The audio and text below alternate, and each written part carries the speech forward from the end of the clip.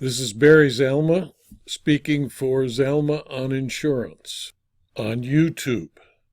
I am an attorney who has retired from the practice of law and now spend my time as an insurance claims consultant, an insurance claims expert witness, an author, and the producer of these videos on YouTube.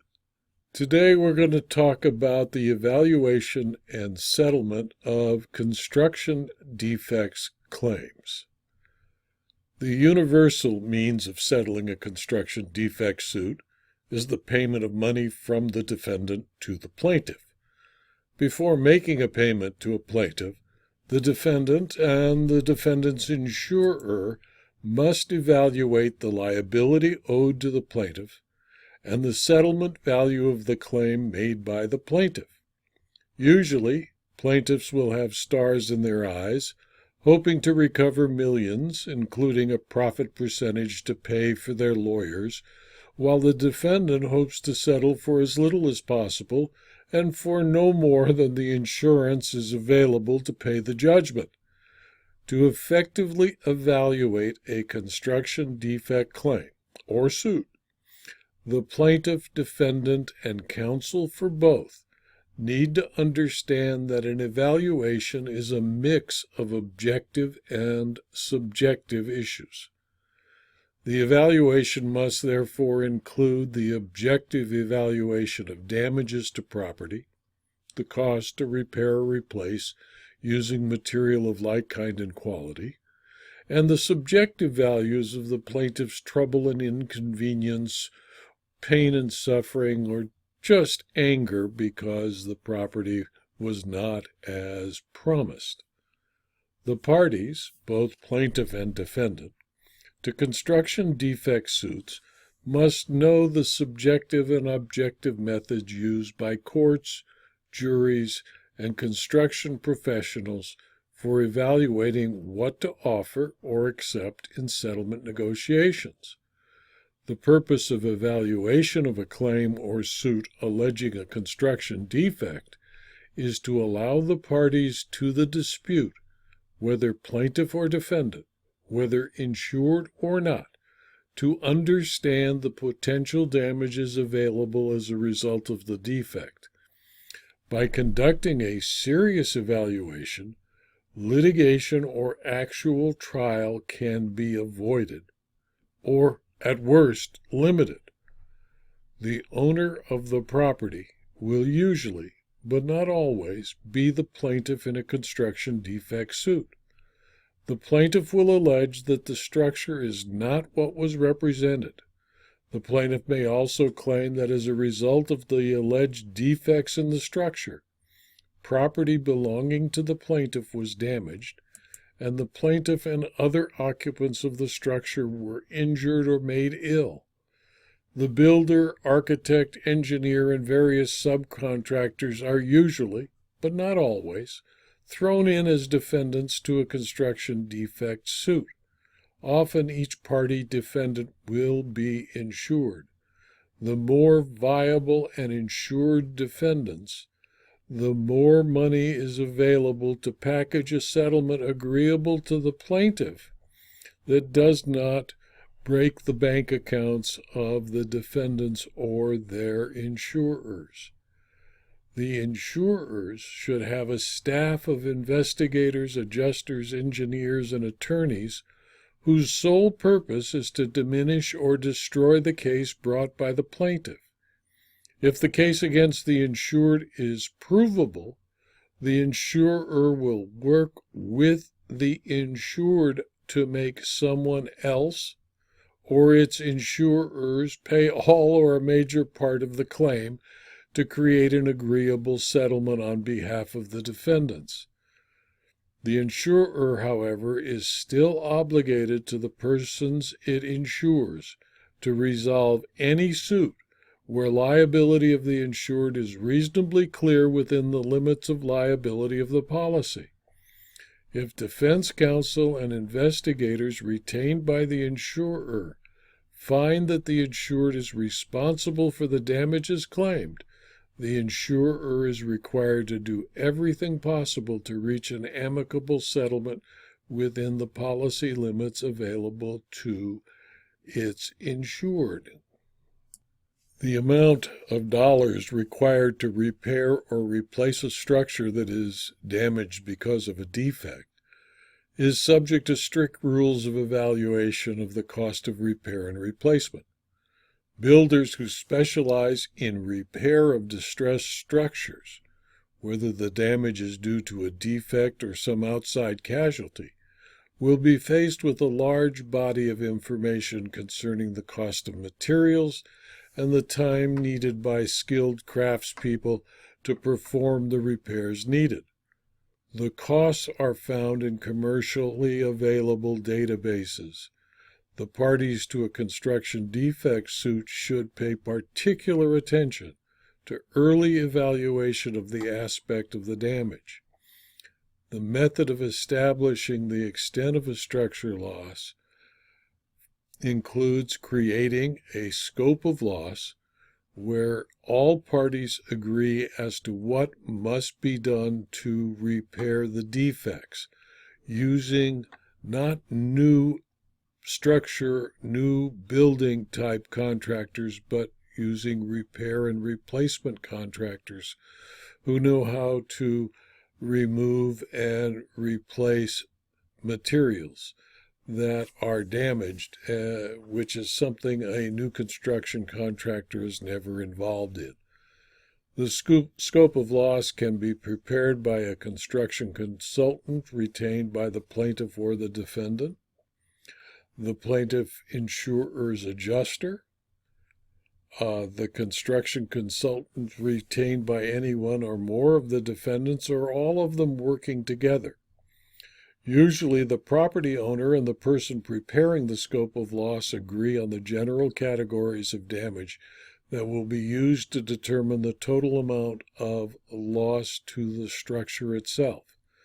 In a typical construction defect claim, the categories include the following: the number of rooms damaged by defects, the length, width, and height of each room, the type of wall coverings, the need to remove and replace plaster, structural lumber, hardware, the need to remove and replace fixtures and appliances, the need to replace external finishes, the number of openings in each wall, windows, doors, and missing walls in rooms with 3 walls, the need to replace concrete flatwork such as sidewalks, pool decks, driveways, the contents of the dwelling that might have been damaged due to the defects, and the type, quality, and quantity of contents or structural amenities. Once the scope is established, then it is up to the parties to convert the scope of loss to dollars. The dollar amounts could be established by use of various software programs like those created by Xactimate or Marshall & Swift or Bex. Once the estimates are created on the basic scope of loss, then it is necessary for the parties to obtain competitive estimates from contractors who are ready, willing, and able to perform the repairs set forth in the scope of loss. The estimates obtained from these contractors should be obtained from at least 2 or more licensed contractors who are specialized contractors in the repair or reconstruction of damaged structures.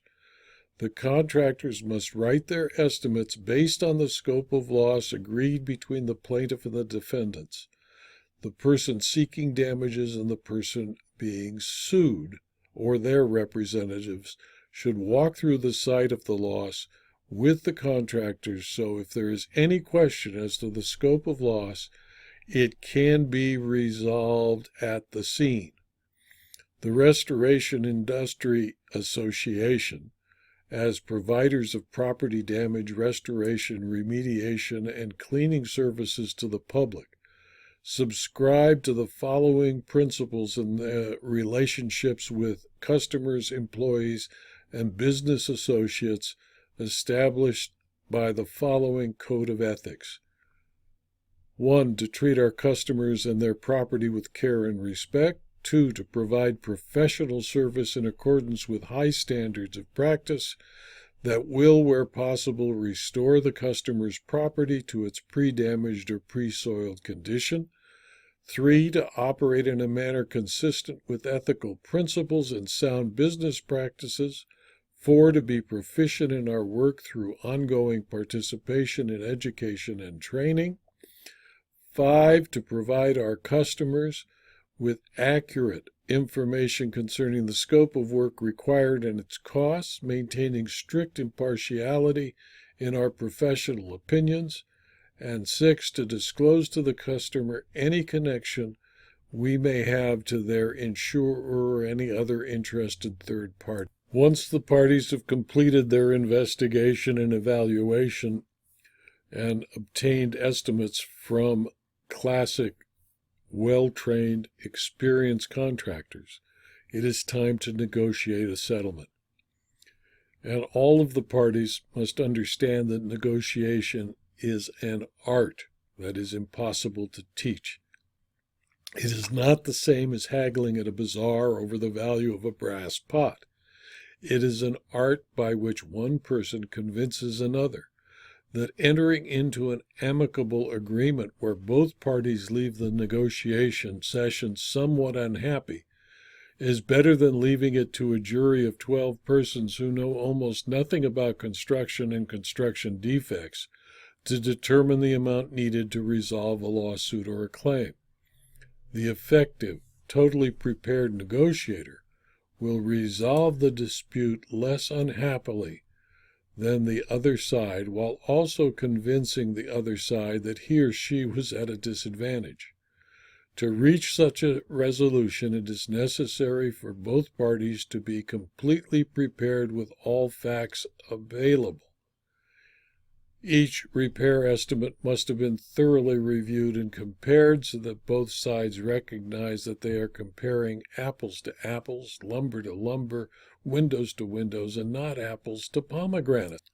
Consideration must also be given to the fact that even after repairs are completed, the property may, as a result of the stigma of having been repaired from defects in the original construction, have lost value which should be resolved by the calculation. There is a disparity between states on the subject. For example, in Kansas, where repair fails to restore the property to its former condition and value, the court can award both repair costs and loss of value as reasonable statement of damages, as happened in a case called Venable versus Import Volkswagen. The court adopted the principle of contract damages that require the court to make the damaged property whole by putting that party in as good a position as the party would have been had the contract been performed. To reach a settlement, both parties must find that the agreed cost of repair is less than the diminution in value of the property as a result of the defects, and that once repaired, the value of the property will be the same or greater than it was before the defect caused damage, or as if there never existed a construction defect. If the plaintiff and defendants can be satisfied that the estimates cover the entire scope of loss to which he or she agreed, the settlement of a structure loss will be amicable. Preparation, often sharing of information that would be presented to a court regardless, and calm deliberation will resolve complaints, claims, or lawsuits that seem impossible to resolve when the claim was first presented. And the contract sharing and distribution of the risk of the loss can be resolved between the parties. This video was an adaptation of materials in my book, Construction Defect and Insurance, Volume 8, and is available at Amazon.com as both a Kindle book or as a paperback, recognizing that the Construction Defect series consists of 8 volumes. that are also available through my website, zalma.com, by clicking on the Insurance Claims Library.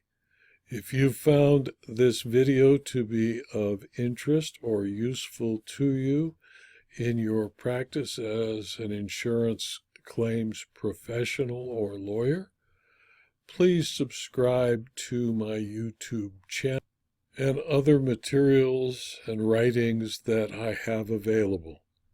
Thank you again for your attention.